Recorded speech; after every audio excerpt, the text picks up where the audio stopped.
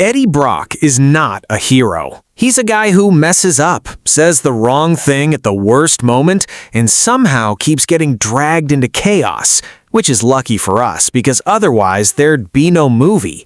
Right at the start, we find Eddie trying to pretend his life is normal. He's doing the morning routine, complaining about coffee like it's a personality, and Venom, lodged somewhere between him and his better instincts, is doing what Venom does best, offering brutally honest commentary and eating anything that isn't nailed down. Their chemistry is the movie's heartbeat, one part bitter roommate sitcom, one part cosmic horror with jokes.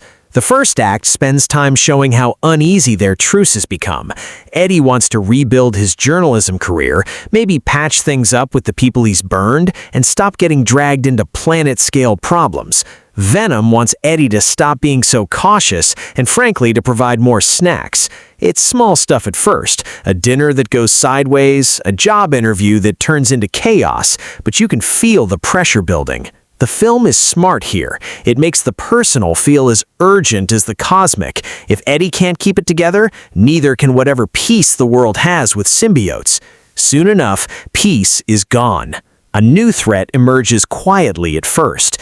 Traces of a different symbiote lineage, twisted and designed to be a weapon. The filmmakers don't waste time on exposition dumps. Instead, we learn through a chain of escalating events: a smashed laboratory, a missing scientist, a viral video of a violent incident, that someone is trying to engineer symbiotes into the perfect soldier.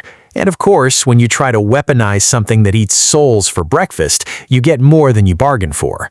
Eddie and Venom get pulled in when they're implicated in a breakout at a secure facility. It looks bad. Surveillance footage, a charismatic messenger who blames Eddie to sell a story, and a shadowy corporation with glossy PR spin.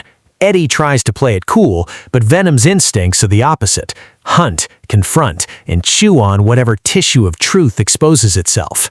That dynamic fuels some of the movie's funniest beats. Venom asking Eddie to say the quiet version of his name so he can be polite, Eddie muttering apologies to inanimate objects, but it also sets up the film's moral tug-of-war. Who gets to decide when violence is necessary?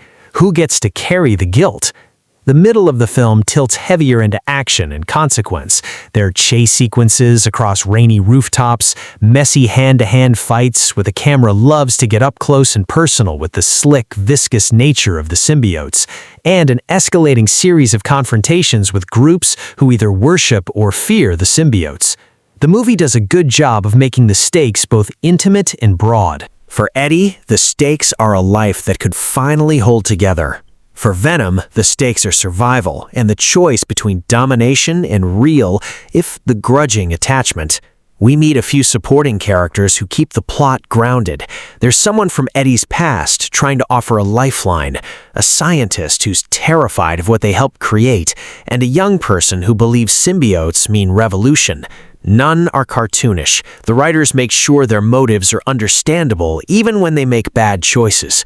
One scene that hits emotionally is a quiet conversation between Eddie and a woman who sees the symbiote problem in shades of gray. She points out that monsters aren't born, they're made, often by people with hubris and lab coats.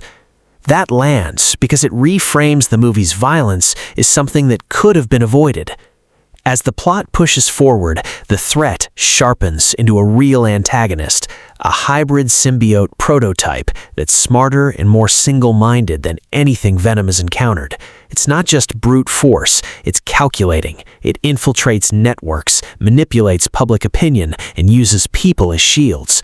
The production leans into practical effects and close-up makeup so fights feel visceral. There's a sequence where Eddie and Venom are separated in the chaos, which the film uses to explore their codependency.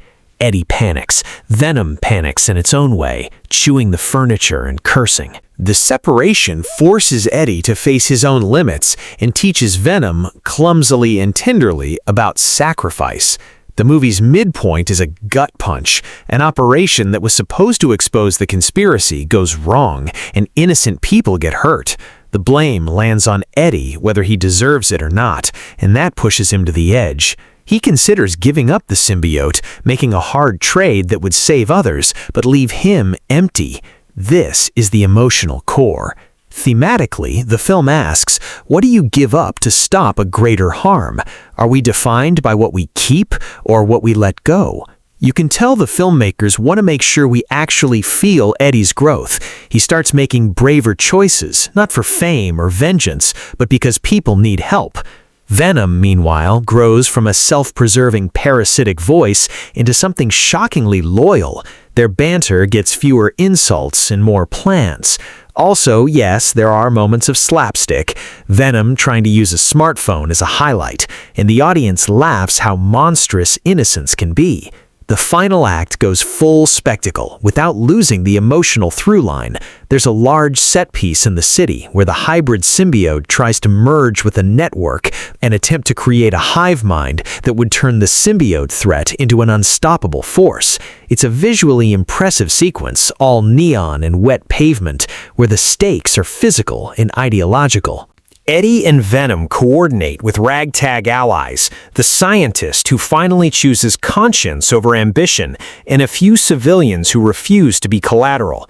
They stage a risky gambit to lure the hybrid into a trap, while simultaneously trying to dismantle the network. Action aside, the best part of the climax is that the filmmakers keep it personal.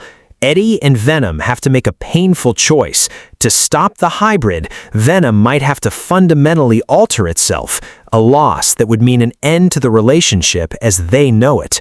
The conversation between man and symbiote here is unexpectedly tender.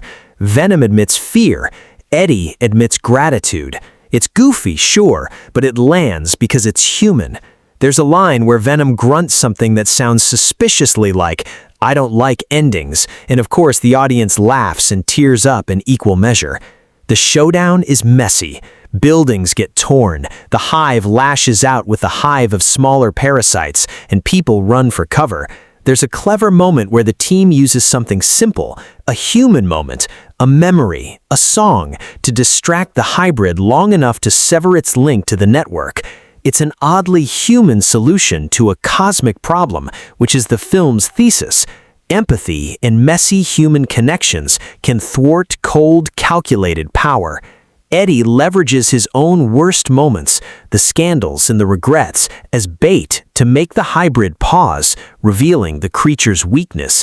It can't understand regret or apology. Venom uses that pause to do something brave. I won't spoil the exact mechanics, but the resolution involves Venom making a huge sacrifice to save Eddie and the city. It's dramatic, borderline operatic, and also kind of ridiculous in a way that feels true to the franchise. Big feelings nestled inside a ridiculous, gross, and wonderful monster suit. The emotional payoff is real. Eddie finally understands how much Venom has been part of him, and Venom understands that being part of Eddie means being part of something messy but meaningful. There's a bittersweetness to the end, because nothing is neat. Relationships are complicated. Recovery is a process. The credits don't imply everything is fixed, but they do suggest that Eddie and Venom get another shot at a life where they try to do less harm. The film closes with quieter scenes that give us a sense of aftermath without over-explaining. People rebuild, the corporation is exposed, and there's a moment where Eddie sits alone on a rooftop, sipping bad coffee and accepting that his life will always be a little chaotic. Venom, somewhere nearby, comments on the coffee like a curmudgeon. It's an intimate little coda that reminds us why we cared, not because of the CGI fights, though I admit those are fun, but because we saw two unlikely companions try to be better. A couple of small things to flag. The movie balances gore and comedy well, though there are moments where the tonal shifts are jarring. If you like the banter from earlier films, you'll be happy. If you were hoping for deeper exploration of the symbiote mythology, this installment stays focused on the human angle rather than cosmic lore. Also, the supporting cast is solid enough to make the world feel lived in, even if some threads, a minor subplot with a minor antagonist and a loose political angle, are left dangling for the sequel bait. Yes, there's a hint at more trouble on the horizon because, of course there is. At its best, Venom: The Last Dance is about messy partnerships and how two completely different beings can make one another better, or at least less awful. It's loud, frequently gross, occasionally moving, and it knows how to laugh at itself. If you go in wanting nihilistic humor, monster action, and a surprisingly tender look at codependency, you'll leave satisfied. If you want a deep dive into symbiote science, bring patience and maybe a notebook for the sequel. So that's the ride. A shaky start with a shaky man, a world-shaking threat, a pile of very entertaining chaos, and a finale that somehow manages to be both heartfelt and hilariously over the top. And if you're like me, you'll walk away humming something oddly cheerful, hoping for more weirdness from the most reluctant duo in town.